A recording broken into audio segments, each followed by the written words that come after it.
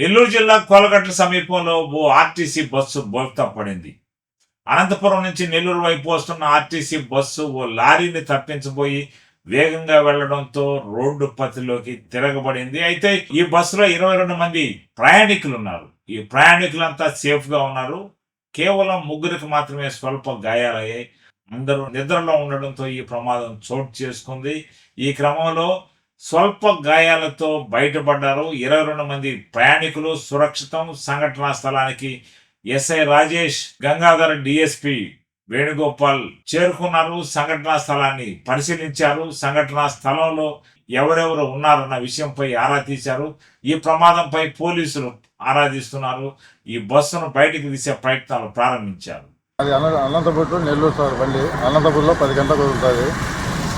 నెల్లూరు పదానికి 4 గంటలకు వచ్చిన 4:20 కల్లా జరిగింది సార్. లారీ అయినా ఇట్లా ముందుకు వచ్చేసినట్టు అనేసి నేను సైడ్ బిగేతలకి ఇట్లా వచ్చింది సార్. ఆ ఎగరడం వల్ల బ్రేక్ టచ్ చేయలేకపోయినా, బ్రేక్ టచ్ చేసింటే ఇక్కడ ఆగిపోతాను బండి. అది సార్ జరిగింది. 22 మంది ఉన్నారు సార్. దెబ్బలు ముగ్గురికేమో లైట్గా దెబ్బలు తగ్గితే 13 పోయినారు. అక్కడ సార్ ఫోన్ చేసిండే బాబుది ఎవరో దెబ్బలు తగిన కాకుండా వాళ్ళు ఆ పాప దివాకర్ బస్సులో వెళ్ళిపోయినారు సార్. గుంటకల్ బస్సులో ఎక్కించి పంపించాను.